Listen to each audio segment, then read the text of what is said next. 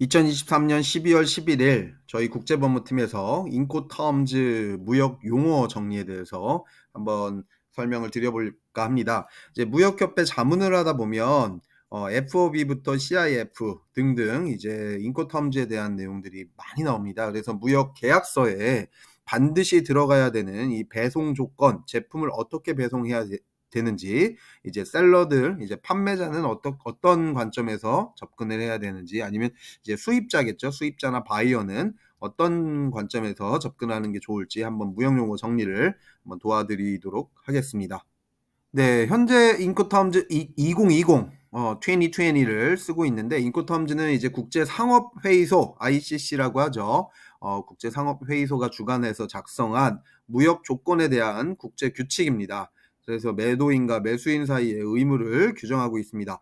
11개 정도 거래 조건, 이제 트레이드 텀으로 이루어져 있고, 각 조건마다 물품에 관한 위험과 비용이 매도인으로부터 이제 매수인한테 어떻게 이전이 되는지, 보험 처리는 어떻게 되는지, 관세는 어떻게 처리가 되는지, 물품 운송이나 수출 통관 업무를 누가 담당해야 되는지 등등에 대한 의무를 규정하는 그런 내용입니다. 그래서 인코텀즈가 제대로 되어 있어야 어떤 수출자가 수입자랑 어디서부터 책임 부분들이 이전이 되는지 정확하게 이제 파악이 가능하겠죠. 가장 흔히 쓰는 이제 인코텀즈가 FOB입니다. 프리 온 보드라고 해서 수출자가 지정된 항구로 물건을 가지고 가서 선박에 선적까지 포함되는 모든 비용과 수출 면허 의무까지 완료를 하면 선적 이후부터는 수출자는 책임이 없습니다. 이게 가장 많이 쓰는 그런 인코텀즈 용어라고 보시면 될 것 같습니다. 거의 모든 이제 퍼포마 인보이스라든가 뭐 계약서, 무역 계약서를 보시면 FOB라고 찍혀 있는 그런 경우들을 많이 볼 수 있습니다. 뭐 예를 들어 볼게요. 이제 한국의 어떤 화장품 제조회사가 있는데, 이 화장품 제조회사가 미국으로 이 화장품을 수출하려고 합니다. 그래서 부산항에 이 물건을 가져다 주고 이제 끝내려고 해요. 그래서 FOB 부산이라고 표기를 해서 계약을 하게 되면, 이제 수출자가 지정된 항구, 이제 부산항이죠. 부산항까지만 물건을 가지고 와서 선박에 선적까지 포함되는 모든 비용과 수출 면허 의무까지 이제 완료를 하면, 나는 이제 선박 서류까지 다 됐습니다 하고 진행을 하고 나면, 그 이후부터 선적이 되고 난 이후부터는 수입자인 미국 회사가 모든 책임을 지게 되는 그런 경우라고 보시면 될 것 같습니다. 자, 두 번째는 CFR이죠. 코스트 앤 프레이트라고 해서 수출자는 이제 목적지까지 제품에 대한 운임을 지불하고, 선적 이후 손실, 파손 위험, 보험에 대한 비용은 선적과 동시에 수입자에게 전환되는 거래 조건이라고 보시면 될 것 같습니다. 이제 배송비를 내가 내겠다 하면 CFR, 배송비는 내가 안 내고 이제 선적하는 거, 선박 선적까지만 내가 내겠다 하면 첫 번째인 FOB라고 보시면 될 것 같습니다. 자, 은근히 이제 세 번째 CIF라고 하는 그런 내용들도 많이 쓰고 있습니다. 이제 두 번째인 CFR은 이제 보험이 빠져 있는데, 아니 이왕 인도 조건이 포함된 거래를 운임까지 다 지불을 한다 그러면, 그럼 보험까지 너네들이 책임지는 게 맞지 않냐? 그게 합리적이지 않냐?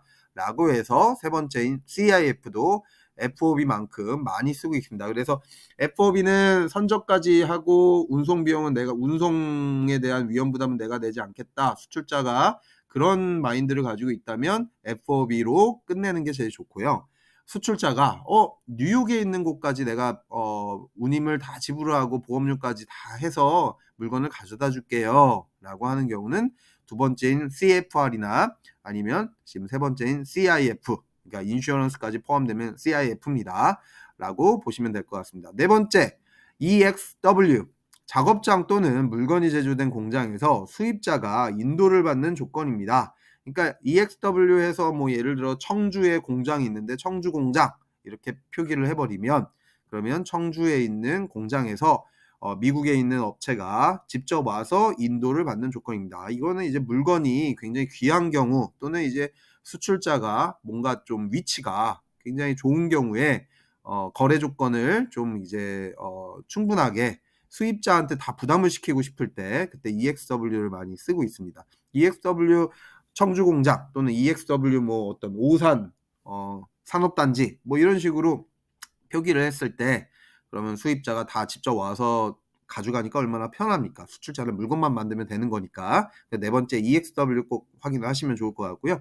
다섯 번째 FCA라고 해서 잘 쓰지는 않는데 수입자가 지정하는 장소인 공항, 선박터미널 또는 컨테이너, 사람 등에게 인도하는 거래 조건이라고 보시면 될 것 같습니다. 거래를 할 때 FCA를 쓰는 경우들이 있는데 사람까지 이제 인도를 하는 거래 조건. 이제 우리가 누구한테 어떻게 주는지에 따라서 이러한 이제 무역 용어를 잘 선택을 하시면 좋을 것 같습니다. 자, 지금부터는 이제 잘 쓰지는 않는 용어들입니다. FAS 수출자가 지정된 선적항의 부두에 인도하는 것을 조건으로 하고 있는 것. 좀 자세한 이런 FS에 관련된 필요한 내용들이 있으면 저희 국제법무팀으로 연락을 주시면 좋을 것 같고요. 저희가 다시 한번 자세하게 부연 설명을 좀 드릴 수 있겠습니다. 일곱 번째 CPT, CIP 뭐 이런 내용들 이제 화면에 나와 있는 거를 그대로 읽어드리면 수출자가 운임을 모두 분담을 하고 있습니다. 선적 후에 손실, 손상, 위험 부담, 기타 비용 등을 수입자가 부담하고 이후에 보험료를 부담하는지 용어에 따라서 용어를 이제 다르게 사용을 하고 있습니다. DAF 국경 인도 조건, 철도 육로를 통한 차량 운송 형태 많이 쓰고 있습니다. 프론티어라고 해서 국경까지만 어느 국경이다 라고까지만 인도를 하는 그런 조건이라고 보시면 될 것 같습니다. DSDQ는 이제 수입자 국가인 수입국 항구 선상 인도시까지 수출자가 각종 운임, 위험에 대한 부담을 갖는 조건입니다. 10번의 DDU나 DDP 이제 관세를 미지급하는 인도 조건 또는 이제 관세를 다 지급하고 인도하는 조건 이렇게 용어들을 나눌 수가 있습니다. 네, 인코탐즈 관련해서 2020년에 이제 개정이 이 내용들이 이제 완료가 돼서 거의 이제 뭐 2년에 한 번, 3년에 한 번씩 조금씩 이제 변화가 되고 있습니다. 그래서 언제 또 바뀔지는 모르겠지만 지금 현재는 2020을 쓰고 있습니다.